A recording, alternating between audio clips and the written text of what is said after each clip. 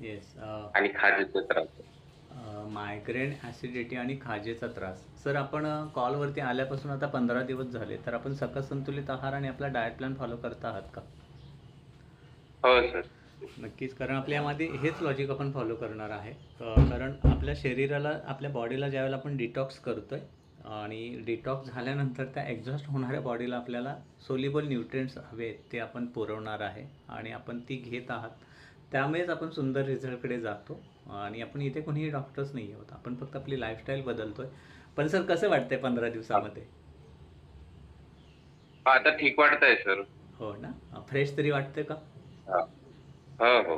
हां, yes, yes. आपल्याला कारण ज्यावेळेला ॲसिडिटी होते, म्हणजे डायजेस्टिव्ह सिस्टम आपली प्रॉपर, किंवा आपला जो आर-एम जो असतो, रेस्टिंग मेटाबॉलिझम असतो, आणि रेझिस्टन्स असेल, सगळ्याच गोष्टी, हार्मोनल बॅलन्स असेल, या गोष्टी आपण मेंटेन करणार आहेत आणि करतो आहेत.